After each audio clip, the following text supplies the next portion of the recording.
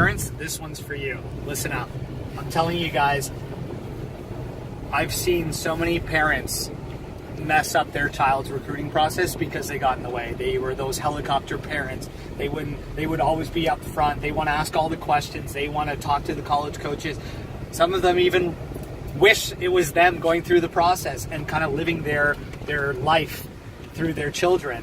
And although that's all fine, because all of us, like for me, when I got a young kid and maybe when he's going through and he does a sport that I'm not doing, if he's into sports, like there'll be a part of me that wants to be part in that process. And I think that you guys play a vital, integral part in the process. The only difference is that you don't do the contact and communication for the athletes. What your role is to help your athlete, your child, go through that by guiding them, by motivating them, and by giving them as many tips and skills that you have for them. So if your student athlete is going through the process and they're younger, you have to help them figure out what level they need to be at to even reach like a minimum college level, all the way to the top, setting goals and expectations on a regular basis. I find it like really, really interesting that we go through school and we have grades 1s, 2, 3, and you don't go to grade 2 until you've passed grade 1, and you've got to pass the math and the English curriculum and all the subjects that you do. You have to test out of them to get to the next level. And we don't do that with sports. We don't say, okay, I've reached this level and now the next level is this. And what are we going to do developing our athlete to make sure they reach that level? And I think you leave that in the coach's hands a lot. And yes, coaches ultimately, they're in charge of that, but they're in charge of a lot of players. So how can you help your child say, all right, this is where you are today? And I don't mean teaching them the skills on the field or on the court or wherever it may be. It's just setting the goals and discussing that with the athlete and discussing that with the coach and say, what does my child need to do to now get to this next level, to get these stats or to run this 40, a few milliseconds faster or a few point some seconds faster. Like, what does that take?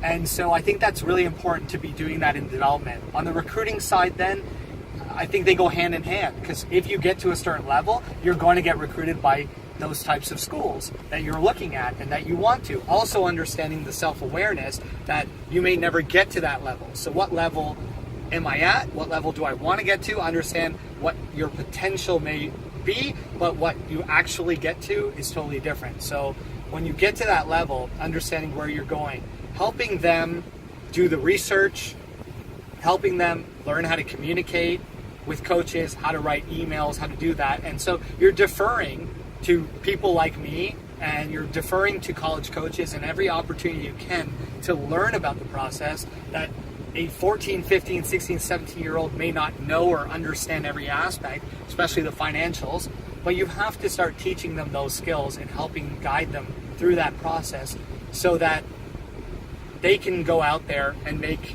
the best sort of situation they can out of it. Also understanding that there's nothing a kid can do wrong in the process when they're riding coaches other than not respecting them. I mean, college coaches know that you're a student, that they're a student athlete, that they're young adults, that they may not have all the skills, they may have some things better than others, but the worst thing a parent can do is try to shadow that player, be on top of the coaches, and try to sell their player.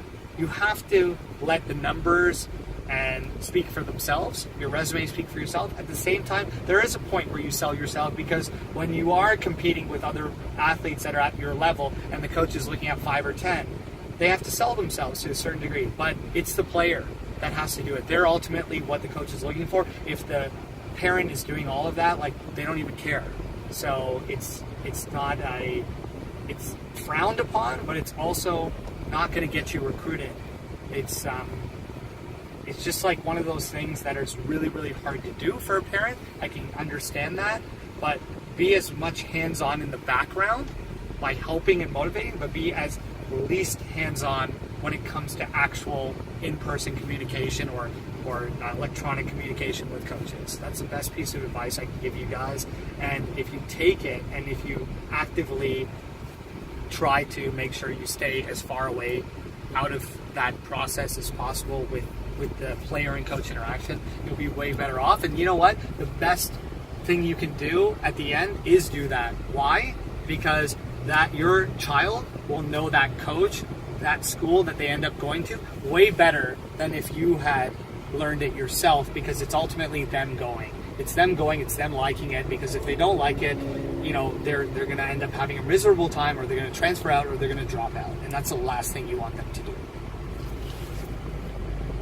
So after speaking to a lot of coaches, one of the comparisons that I love, and I want to get your thoughts on, is, you know, it's like it's a kid's first adult decision that they're ever really going to make.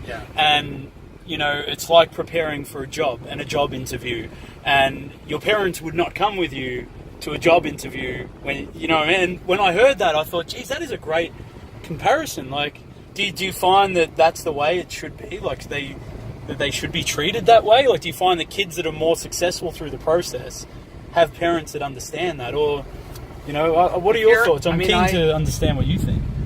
If I'm going through the recruiting process again, I'm going to do it the exact same way I did it, which was I did it. And I had my parents' help because they taught me some skills that I need to learn. But ultimately, I was doing it, and my philosophy was, you know, you write the email and then I'll check it. And it wasn't like I'll check it and I'll rewrite it and I'll make it sound like an adult. It's like he let it slide. Like, hey, coach, okay, you might not want to say that on the first go because you don't know that person. That coach may love that you said, hey, coach, and be very casual, or they may not. So, you know, dear coach, or, you know, coach so-and-so. And so those type of things like that you learn, which are like how to address people, especially your elders and people that you're not in an informal setting with initially.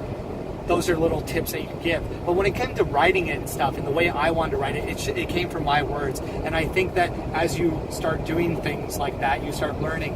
And those skills that you're doing, the negotiation skills, the marketing yourself skills, the communication skills, the ability to research and find opportunities and be persistent. Like, those are all the skills you do need for life that you will take into college as a student athlete, you will need in your academics and in your sports career, and you're going to need it after college. So why not learn that now? Why not get integrated with that now? Why not make sure that those skills are being built from that young age? Because ultimately you'll be doing it. And I was 10 times better off than a friend or someone whose parent, you know, dictated a lot of the process and stepped in, you know, too far, where they were writing the content for them, which when there was a phone call, they were the one leading it, asking the questions. You got to think on your own. You got to start putting someone in that position so that they can do it. And if they do, the skills are being built and the skills are needed.